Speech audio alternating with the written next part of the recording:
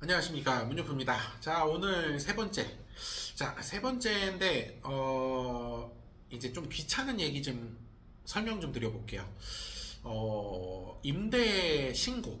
임대 신고가 이제 유예 기간이 끝났어요. 유예 기간이 끝나서, 이제 과태료 체계로 바뀌었는데, 이게 누구를 위한 법인지 모르겠어요. 이제 물론 세금을 거두려고 나라에서 시행을 한 법이기는 해요. 왜냐면 신고를 하면 다 올라가니까 그 이력으로 세금 쫓으려고 하면 나라에서 쫓을 수 있으니까 나라를 위한 법이기는 하죠.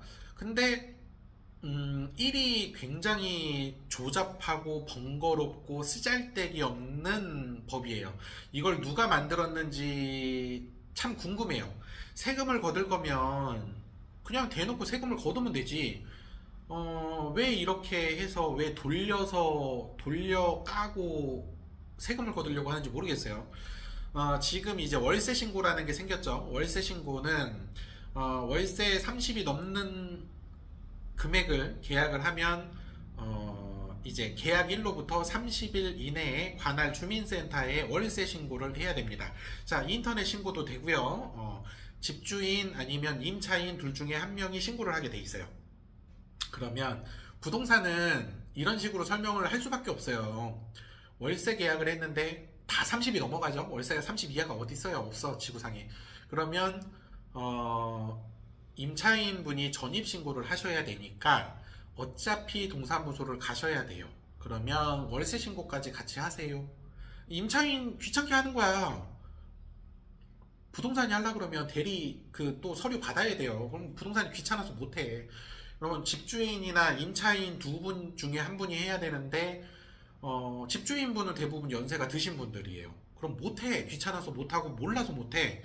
귀찮은 거 둘째치고 몰라서 못하신다고. 그러면 젊은 분들이 하셔야 되는데 귀찮잖아요. 그죠? 계약일로부터 30일 이내에 관할 동사무소, 행정복지센터인가요? 아우씨. 저도 나이가 이제 서서히 들어가서. 아무튼, 거기 가서 신고를 해야 된다. 귀찮잖아요. 인터넷 신고는 되긴 합니다. 아무튼 알아보시고, 해야 된다. 이걸 안 하면 과태료 100만원 이하. 근데 30만원 이하 주는 것 같아요. 50만원 이하 30만원 맞는 것 같기는 해요. 아무튼 그게 우선 귀찮고, 표준 임대차 계약은 이제 주택 임대 사업자를 내신 분들이죠. 주택 임대 사업자는 이제 내가 주택을 매수를 해서 임대를 놓는데, 부가세랬다. 취득세를 이제 감면받으면서 이제 주택 임대 사업자를 내고 매번 임대차 계약을 할 때마다 표준 임대차 계약을 신고를 하죠.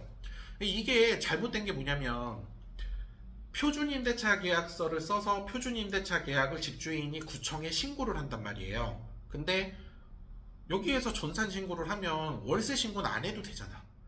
월세 신고도 하고 표준 임대차 계약 신고도 하고 두 번에 이게 뭔 짓인지 모르겠어요. 월세 신고도 해야 돼요. 월세 신고를 했다 그래서 표준 임대차 계약 신고를 안 하면 안 돼요. 표준 임대차 신고를 했어요. 월세 신고를 안 하면 안 돼요. 두 번 해야 돼. 그러면 생각을 하면 구청에서 한번 표준 임대차 계약 신고 받아. 걔네들 귀찮아. 자, 동사무소에서 그래, 동사무소로 합시다. 동사무소에서 또 월세 신고 받아. 걔네들도 귀찮아. 일이 두 번 하잖아. 이게 누구를 위한 법인지 모르겠습니다. 이제 기존 한 7, 8년 전, 한 이제 뭐 8년, 10년 전에 생긴 법이기는 하지만 주택임대 사업자는 이제 취득세를 감면받기 위해 생겼고요. 근데 요가 이제 1억짜리 신축을 분양받으면 이제 1.1% 취득세를 감면받기 위해서 이제 주택임대 사업자라는 게 생겼고, 이제 임대 사업자를 내면 부가세죠. 부가세라는 거는 오피스텔 같은 거 사면 1억짜리 사면 이제 부가세가 10% 1000만원 액수가 커요. 그래서 임대 사업자를 대부분 내죠. 임대 사업자를 1000만원을 감면받기 위해 임대 사업자를 내서 이제 부가세 10%를 감면을 받지만 대부분의 부동산 매수하시는 분들은 10년을 가져가지 않아요. 10년을 가져간다라는 분들은 10분 중에 한 2분, 3분, 2분, 3분도 안 되지 않을까요? 내가 어떤 거를 그러니까 매수를 해서 10년을 임대를 돌리면 되는데, 처음에는 평생 월세 받아야지 하지만 사람 일이 뜻대로 안 되죠. 중간에 다 판단 말이에요. 그러면 어차피 감면받은 거 다 팔아야 돼. 왜냐면 그 의무 기간을 못 지키거든. 그러면 어차피 받은 거 더 내야 되고, 그 사이에 신고 계속했고, 귀찮고 번거롭고 결국에 캐니했다.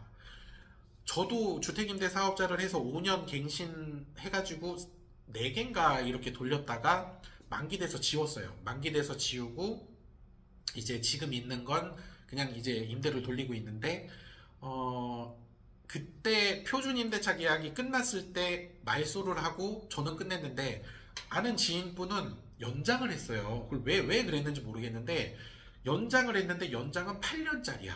이게 신규 법안이 나왔을 때는 5년짜리였거든요. 근데 지금 법안이 8년짜리야. 8년을 채우지 않으면 받았던 거 뱉어야 돼. 그리고 임대사업자가 있는 사람한테, 주택임대사업자가 있는 사람이 아니면 팔지를 못해. 승계를 해줘야 돼. 같이. 근데 없으면 못 팔아. 이게 무슨 거지 같은 법을 만들어 놓고 거지같이 운영을 하는지 모르겠어요. 부동산도 피곤해요. 왜냐면 표준임대차 계약서 써줘야 되지. 어르신들이야. 이게 뭐야. 보기가 어려워요. 표준임대차 계약서 글자가 또 깨알같이 써 있어가지고 눈에 안 들어와. 그러면 일반 임대차 계약서 따로 써드린단 말이에요. 보증금 500만원, 계약금 뭐 50만원, 월세 50만원, 큰 글씨로 써 있는 거 딱 3줄만 있으면 되잖아요.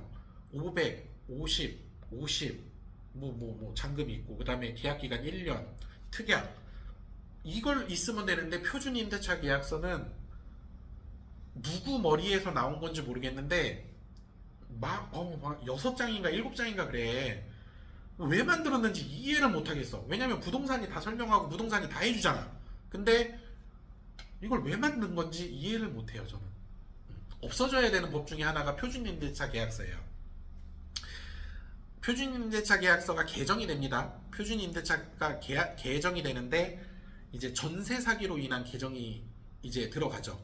집주인 세금 미납이 있는지 조사해라도 있고요. 그거는 지금 확인 설명서라는 거에 있어요. 그리고 이제 집주인이 임대보증금 보험에 들었는지 이런 것도 조사해라가 있고, 전입신고 확정일자 한번 다 받아. 한 채, 두 채 있으신 분들은 전입신고 확정일자 한번 다 받는다고. 허그 필요 없어. 다 받는다고. 근데 확인 설명서를 사고 난 유형 그대로 뭔가 추가를 해. 아무 의미 없어요. 아무 의미 없다고. 근데 이게 계속 개정이 돼. 개정되고 또 바뀌었어. 임대보증금 보험 왜 들라 그래? 전입신고 확정일자 하면 되는데 그 사유를 적으래. 정말로 이 법을 만든 사람은 앉혀놓고 물어보고 싶어. 왜 이 법을 왜 만들어놨어요? 부동산 영업 해보셨어요? 월세 계약 해보셨어요? 임차인 해보셨어요? 임대인 해보셨어요? 다 물어보고 싶어. 꼬치. 아무튼 법이 그래요. 근데 이제 제일 문제가 뭐냐면, 주택 임대사업자, 임대사업자는 의무적으로밖에 낼 수 없어요. 의무적으로 내야 돼요. 이게 뭐냐면, 집을 사면 현찰로 사면 안 내도 돼. 현찰로 사면 사업자가 필요 없어요. 그냥 안 내도 돼. 근데 대부분 대출을 끼죠. 대출을 끼면 문제가 뭐냐면, 은행에서 은행에서 사업자를 안 내면 대출이 안 나와요. 그래서 사업자를 내서 은행에서 대출을 해주니까 어쩔 수 없이 사업자를 내야 돼. 그게 대출 조건이야. 그래서 이게 굉장히 안 좋아요. 자산이 있던 없던 우선 임대사업자를 낸다 그러면 주택을 매수해도 임대사업자를 내셔야 돼요. 주택 임대사업자